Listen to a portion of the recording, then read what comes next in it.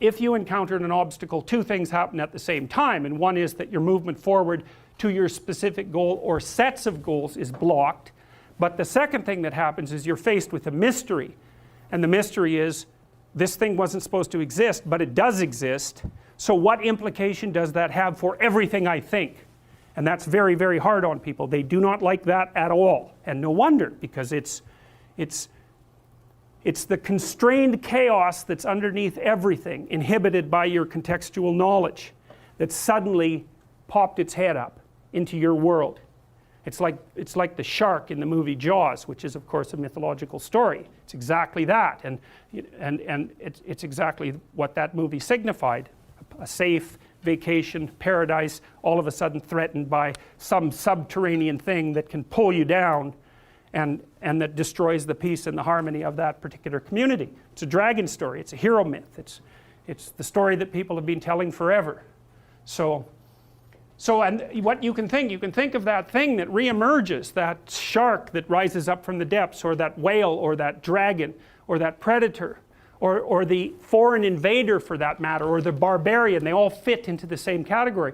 That's what had been deemed irrelevant suddenly manifesting itself. And when you think about how much is deemed irrelevant, the fact that it suddenly manifests itself, that's exactly the purpose, for the reason for the trauma. It's like, well, I've eradicated from my conceptualizations 99.99% of everything. It's zeroed out, and all of a sudden I've made a mistake. Bang, I don't know where I am. Well, what's relevant when you don't know where you are? And the answer to that is, since you don't know, everything is relevant. And you can imagine the sort of terror that people who experience paranoid schizophrenia are living in perennially, because what happens to them is precisely that. They undergo neurophysiological transformations that makes everything that they once depended on disappear, and everything comes back as relevant. And that puts them in the early stages of schizophrenia. That's extraordinarily stressful neurophysiologically. So they're overwhelmed with cortisol, and their brains deteriorate as a consequence of that. It's just too much. So, and unsurprisingly, right, because you can hardly deal with anything, let alone with everything. Now, and often what you see, and it's rarely conceptualized this way in the training of clinical therapists, but often what you see when you are dealing with people who are in crisis isn't people who have a mental illness. In fact, in my experience, that's actually quite rare. What's far more common is that the person that you're talking to has become overwhelmed by catastrophe. So their life has fallen apart in some way that makes what they're doing actually impossible. You know, so maybe someone very close to them in their family that they were depending on has developed a very serious illness, and that's thrown their entire financial state into utter chaos. Or maybe they've developed a condition that makes it impossible for them to work. Or, you know, you can imagine the potential range of catastrophes. And they're coming to see you because they're anxious and depressed, but the reason they're anxious and depressed is because everything they have ignored has popped its head back up and is hell-bent on their destruction. And often you see people who are being attacked by 5 or 6 of these monsters at the same time. And it isn't their mental illness that stops them from being able to deal with it, although that, you know, whatever weaknesses you have are going to interfere.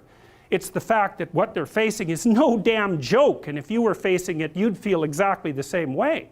So then you're trying to come up with practical solutions to these tremendously complex problems. And that's well, it's extraordinarily difficult, generally speaking. People often don't come to a therapist until they've exhausted their entire range of resources. They cannot figure out what to do. And so, you know, in a situation like that, you can administer antidepressants, and maybe that'll help the person increase their stress resistance. But and it may be that because they're depressed and have been brought down, that they are in fact exaggerating the danger of some of the smaller monsters that are after them. But making the person more stress resilient doesn't give them, for example, a new job, and it certainly doesn't bring back the person they've been living with for 2 years who has a degenerating neurological disease or some form of cancer. Like, these things are major. You know, I often see people who, well, they're in a relationship, maybe they're rather isolated, older people. One of the partners is dying and their entire financial situation has become catastrophic. It's like, That's not a mental illness, man. I mean, they may have got into that situation because of one inadequacy or another, but you don't even want to push that too far, because that sort of thing can happen to anyone, and will in fact happen to most people in one form or another, at least at some point in their lives. So you want to be damn prepared for that.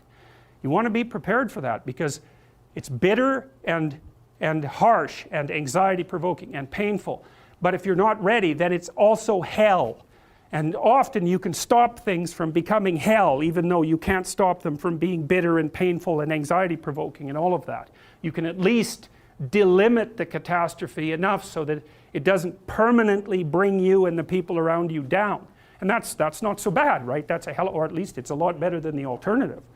So this is the problem, you know. Things object, things are obstacles. Well, how big is the obstacle? It's the same question as how big is the predator that's lurking outside the door of our cave. It's exactly the same problem, except conceptualized abstractly, and I would say exactly the same systems that your distant ancestors used to conceptualize the lurking predator are the systems that are activated now when you encounter the re-emergence of all the monsters that you've ignored. It's the same neurological platform. You think, well, how could it be otherwise? Because evolution is a conservative process. Everything about you is built on ancient foundations, right? Very little new, and certainly very little radically new, comes into existence. It's mostly tinkering with structures that have been around forever, like your body plan, for example. That's unbelievably old. I mean, you share that with lizards, roughly speaking. So it's incredibly ancient.